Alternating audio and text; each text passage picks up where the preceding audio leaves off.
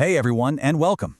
Today, we're going to unlock a seriously powerful toolkit, one that's pulled directly from the science of social psychology. And listen, we're not just talking about simple tips here. These are real, science-backed principles that can totally change how you connect with people every single day. You know that feeling, right? We have all been there. You walk into a room, and for just a split second, your brain freezes. There's that little wave of, uh-oh, what do I do now? It's a completely universal feeling. But what if you had a roadmap? What if you knew exactly how to navigate those moments with total confidence? Well, that's exactly what we're building today. Think of it as your own personal toolkit of social superpowers. These are simple, easy-to-use techniques, all backed by science, designed to help you build real connections, communicate more clearly, and just genuinely understand the people around you. So here's our game plan. We'll start with the science behind these superpowers. Then we'll get into the specific tools for building connections, for having a bit of gentle influence, and finally, we'll turn the lens on ourselves for some self-awareness before we wrap it all up. So, where do these so-called superpowers even come from? Well, it's not magic, it's actually the fascinating science of how we all think and interact with each other. Let's dig into that foundation first. All of this stuff comes from the field of social psychology. You can basically think of it as the instruction manual for our social world. It gives us these incredible practical insights, these little brain hacks, into why we do the things we do in social situations, and more importantly, how we can navigate them a whole lot better.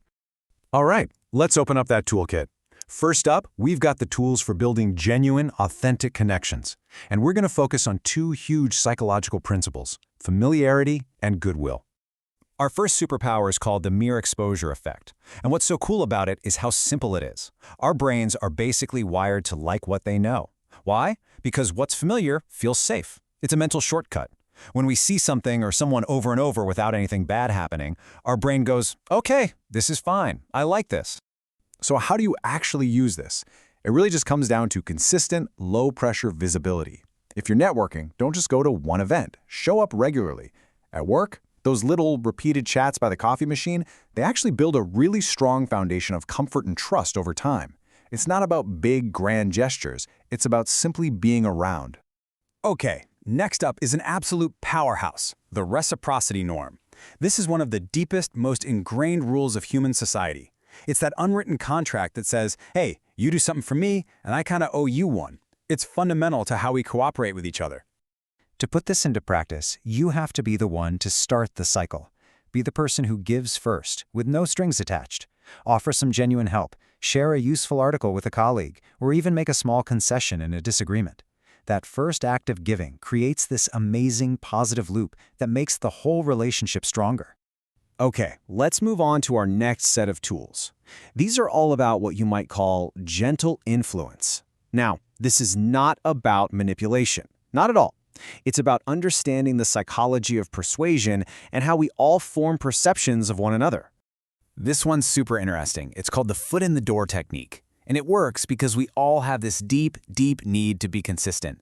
Once we say yes to one small thing, our brain wants to stay consistent with that choice, which makes us way more likely to say yes to a bigger, related thing later on.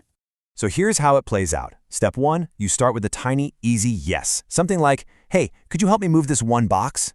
Easy. Once they agree, you've established this little pattern of helpfulness. Then, when you make the bigger request, like, could you help with the rest of this stuff, it doesn't feel like a huge leap. It feels like a natural continuation of what they already agreed to do.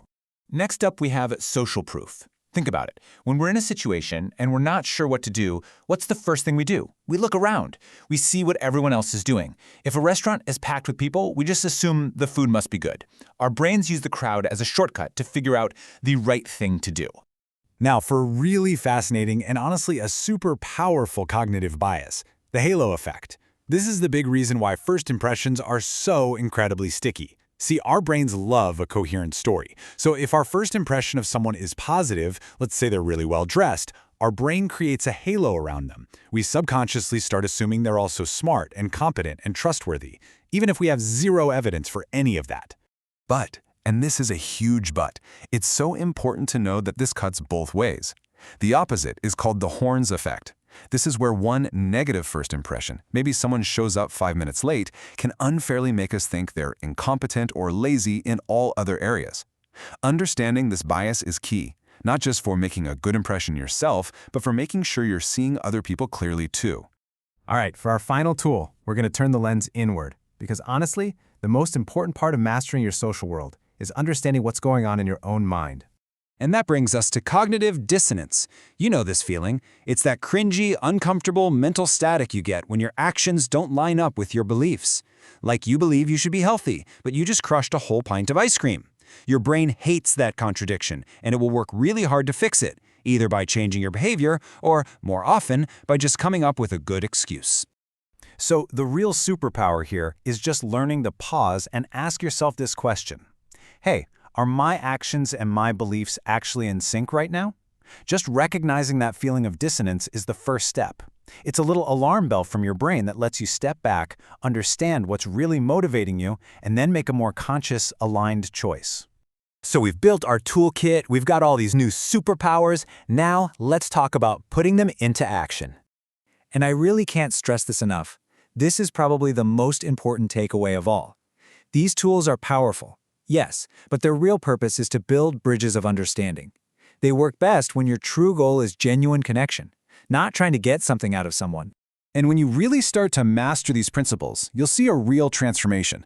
You'll build stronger, more meaningful bonds. You'll communicate with way more impact. You'll be able to navigate those tricky social situations with so much more grace. And ultimately, you're just going to move through your world with a whole new level of confidence. So that's the core of it. 6 new tools for your social skills toolkit. And these aren't some complex, abstract theories. They are practical principles you can literally start using the second this is over.